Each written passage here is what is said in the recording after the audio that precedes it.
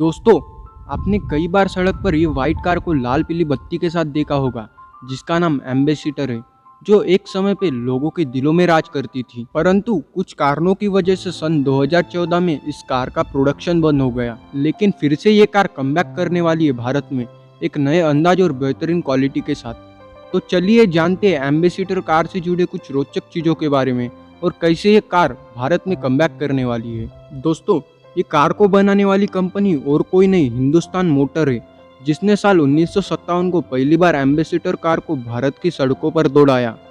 ये British motor company की popular car मैरिस Oxford series 3 पर बेस्ड थी। हिंदुस्तान मोटर ने इसका उत्पादन उत्तरपारा के प्लांट में शुरू किया था और 58 साल बाद भी अपनी अंतिम दिनों तक ये इसी प्लांट में बनी। हमारे पीढ़ी के कई लोगों को लगता है कि हिंदुस्तान मोटर एक सरकारी कंपनी है, लेकिन असल में ये चंद्रकांत बिरला समूह की एक कंपनी है। इसे बीएम बिरला ने साल 1942 में स्थापित किया था।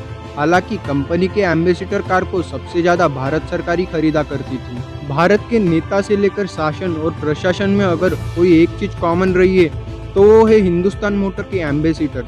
देश की सड़कों पर प्रधानमंत्री से लेकर मुख्यमंत्री तक, सरकारी बाबुओं से लेकर राजे राजवाड़ों तक और आम आदमी के बीच भी इस कार ने अपनी पहचान बनाई। लेकिन क्या आपको पता है, इसका इतिहास देश की आज़ादी से भी पुराना है। एम्बेसडर कार बनाने वाली हिंदुस्तान मोटर का मूल नाता तो गुजरात से है।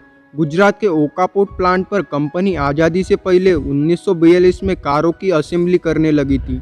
इसके बाद 1948 में इसका प्लांट बंगाल के उत्तरपारा में शिफ्ट हो गया। कंपनी ने उत्तरपारा में जो प्लांट शुरू किया था वह हिंदुस्तान का पहला कार प्लांट था, जबकि एशिया में कार बनाने वाली दूसरी फैक्ट्री। उससे पहले सिर्फ टोयोटा का ही कार प्लांट जापान में काम कर रहा था।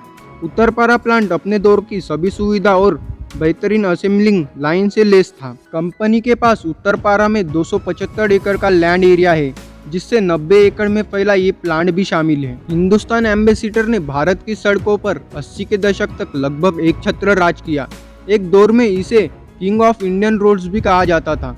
आम लोगों के बीच इस गाड़ी का रुतबा ही अलग था, क्योंकि नेता से लेकर सरकारी बाबू और अधिकारी लाल नीली बत्ती लगाकर इसका इस्तेमाल करते थे। इसकी सवारी शान की सवारी मानी जाती थी।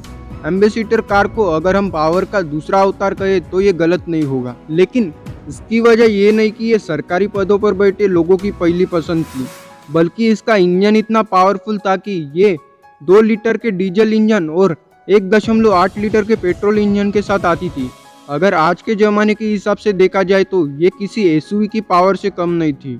बाद में इसमें सीएनजी और एलपीजी वेरिएंट भी आए। एम्बेसडर की पहली जनरेशन कार में 1489 सीसी का डीजल इंजन लगा हुआ था। 1958 से लेकर 2014 तक इस कार के 7 जनरेशन मार्केट में लॉन्च हो चुके हैं।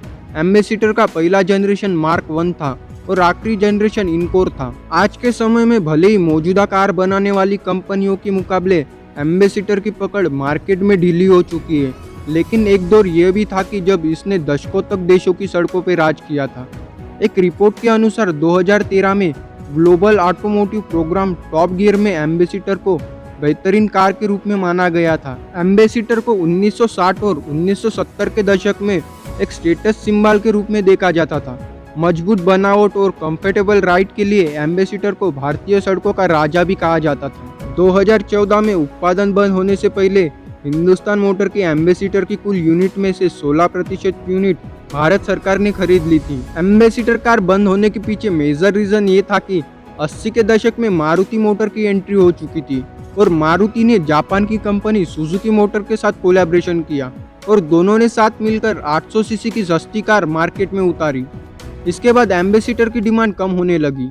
दूसरा रीजन ये था कि ऑटो सेक्टर में आने वाले टेक्नोलॉजी के साथ ये कंपनी कदम ताल नहीं मिला पाई और 2014 में इसका प्रोडक्शन बंद हो गया। डिमांड कम होने के बाद हिंदुस्तान मोटर ने जर्मन की कंपनी मित्सुबिशी मोटर के साथ साझेदारी की और 2002 में कंपनी की पॉपुलर एसयूवी पजेरो को इंडियन मार्केट में लॉन्च किया। इसके बाद कंपनी ने कॉन्ट्रैक्टर मैन्युफैक्चरर के तौर पर इसुजी की MU7 एसयूवी और डीमैक्स पिकअप ट्रक का भी प्रोडक्शन किया। एम्बेसडर की डिमांड कम होने के बाद हिंदुस्तान मोटर के ओनर सीके बिरला ग्रुप ने इस कार ब्रांड को 2017 में 80 करोड़ रुपए में फ्रेंच कंपनी PSA ग्रुप को बेच दिया। इस कंपनी ने 1990 के दशक में भारत में एंट्री मारी थी। अब फिर से पीएसए और सीके बिरला ग्रुप मिलकर भारत में कारोबार करेंगे। फ्रेंच ऑटो निर्माता कंपनी पीएसए ग्रुप अब तीसरी बार भारतीय बाजार में कदम रखने जा रही है। प्यूजो सिंट्रॉन और डीसी ब्रांड भी पीएसए ग्रुप का ही प्रोडक्ट है। पीएसए ग्रुप को उम्मीद है कि इस बार भारत उनके लिए लकी साबित होगा। पीएसए ग्रुप ने सीके बिरला ग्रुप के साथ 50-50% की पार्टनरशिप की है। माना जा रहा है कि पीएस ग्रुप के अंतर्गत एम्बेसडर कार एक बार फिर भारत की सड़कों पर दौड़ेगी। पीएसए ग्रुप और सीके बिरला ग्रुप मिलकर पावर ट्रेन मैन्युफैक्चरिंग प्लांट बनाएगी, जिसके लिए दोनों कंपनियों ने पार्टनरशिप के अंतर्गत 700 करोड़ रुपए का निवेश किया है। शुरुआती दिनों में ये प्लांट सालाना 2 लाख यूनिट तैयार करेगी। ये प्लांट तमिलनाडु के होसूर में बनाया जाएगा। होसूर प्लांट में गियरबॉक्स और इंजन तैयार किए जाएंगे। यहाँ पर तैयार किए गए इंजन भारत के अलावा अन्य देशों में भी एक्सपोर्ट किया जाएगा। कंपनी की नज़र एंट्री लेवल हैचबैक पर सबसे ज़्यादा है और सबसे पहले कंपनी मारुति सुजुकी स्विफ्ट और हुंडई i20 को टक्कर देने के लिए 2 कार तैयार करेगी। इसके अलावा कंपनी भारत में मिड साइड सीडान और कॉम्पैक्ट एसयूवी को भी लॉन्च करेगी। इन कारों को हिंदुस्तान मोटर के चेन्नई स्थित प्लांट में तैयार किया जाएगा और जल्द ही भारत के सड़कों पर दौड़ते हुए नजर आएगी। तो दोस्तों, आज के लिए बस इतना ही। आपको क्या लगता है, एम्बेसडर कार वापस भारतीय सड़कों पर दौड़ना चाहिए या नहीं? आपके सुझाव हमें कमेंट बॉक्स में ज़रूर बताना। अगर आप ऐसे ही नॉलेजेबल वीडियो मिस नहीं करना चाहते हो तो हमारे चैनल को सब्सक्राइब करके बेल आइकन को ऑन कर देना। हम ऐसे ही अमेजिंग वीडियो आपके लिए लाते रहेंगे। तब तक के लिए till the time, see you soon.